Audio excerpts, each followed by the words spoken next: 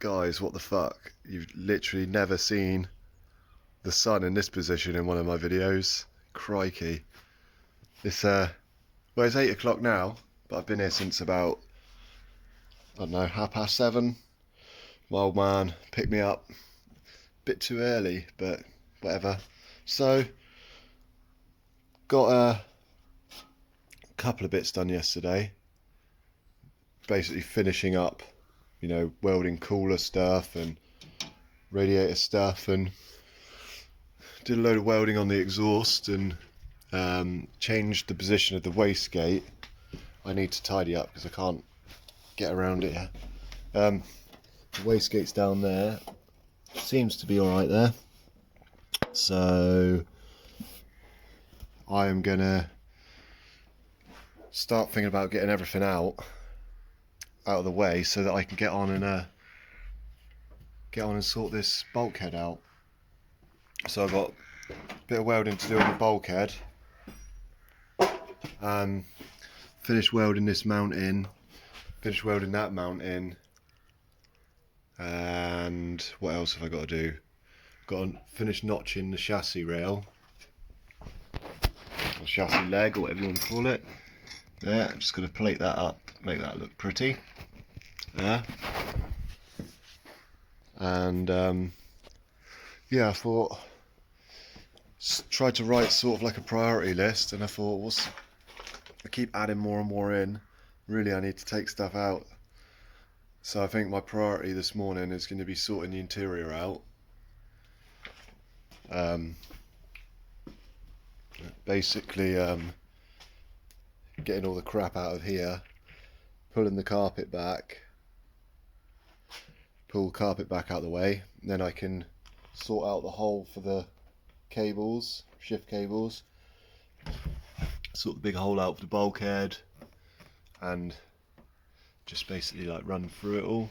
The wiring is actually not untidy. I know it looks a bit untidy, but it isn't. It's actually okay. So yeah, I think that's going to be the plan of action, is to get this got like on my list I've got jobs like, strengthen this up, mount an ECU, fix that hole. It's quite sick actually. So yeah, that's what we're going to do. Quick update to end off the day. I've pretty much got the interior back together. I've made the bulkhead panel, or welded it in, and it's all seam sealed in and everything. Quite happy with that. This fuse box, this is what used to run all my old Megasquirt stuff, but the new Megasquirt and Loom has got its own fuse box. It's all on a board, as you would have seen in the partner van videos. So I'll most likely cut this here. Basically, this big fat green wire used to power up the coil on the original setup on the MA engine, and then we've got starter motor, we've got oil light, we've got, this is a fuel pump wire. I've just put 87 because it goes to pin 87 on the relay. Might keep this relay, I don't know, because if you remember on the Peugeot partner setup, I had a random relay that was floating around just for boost control. So this is already wired in. I suppose I can either put this to the Peugeot partner board, or I put the wire from the ECU into here, and then I can use the fuel pump relay on the board for the boost control and not have the random one floating. Clutch line's done. Goes round, goes through there. Needs a 90 on the end on there really, because it's a bit sticky outy. Although I think it'd be alright because it's right next to the box. I've got to make a hole somewhere for the loom to go through. Got the grommet in, kind of. Probably needs a bit of a tweak when I clip the, what's me call it's up. That's for the battery light on the dash. There was another wire somewhere for coolant temp. That one there? Yeah, coolant temp. So on the Honda engine, I'll most likely just use coolant temp off of the Raspberry Pi. Or I can take the... Oh, this is the last bit of wiring I've got to tidy up really. I can cut the speaker wire out and the stereo cable and the cigarette lighter. Yeah, what was I saying? Oh my god, I've completely lost track of what I was saying. Sorry. Or I can take the temperature sensor out of there and drill and tap a hole, maybe put it in there or something.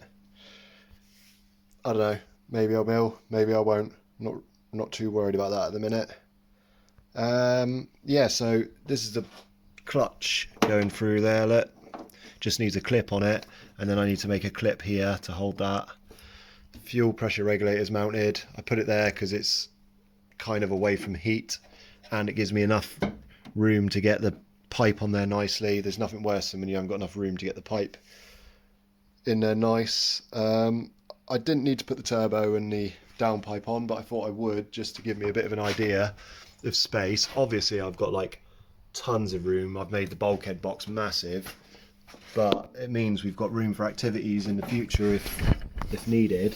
And I'm probably going to try and rotate the wastegate so it's kind of almost up in there.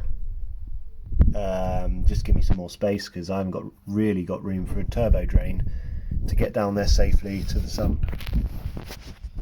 And the other thing I noticed was down here, I don't know, can you see? It's a bit close to the brake lines that I put in this sleeve, so I need to come up with a plan there.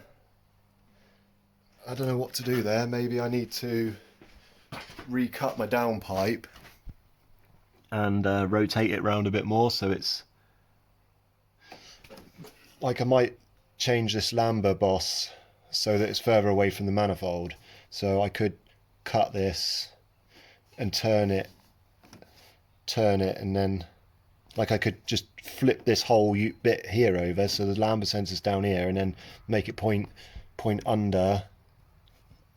Yeah, I think that's probably a good idea actually, rather than moving brake lines, because moving brake lines means making new brake lines, and I can't afford to do that.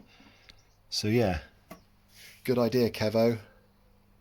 Let's cut that and turn it tomorrow. So I think exhaust is going to be the job for tomorrow. Get the exhaust done. I've got a jobby here for making pie cuts. It's a bit aggressive, but it's probably quicker and easier than doing it by hand with an angle grinder. Even, you know, I've got this crappy template, pie cut template, but it's not very accurate, and then the fit up isn't that great.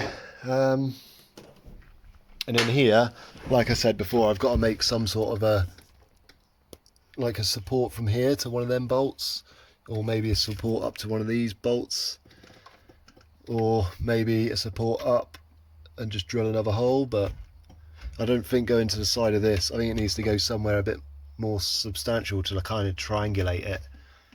But once that's done, and once I've mounted the new fuse box and ECU shenanigans, then the dash can go back in. This wiring won't be up here, it'll be, well, I don't know, it might be up there, I haven't decided yet, but I need to make some sort of a loom to go from these points through, you know, through the engine bay. But I don't know, I might go through that hole there, which was for the micro mega squirt, because the oil pressure switch is like right behind there somewhere. Probably see it if I can you see it? No, I can't see it. Ah, that's because it's not there. You see that?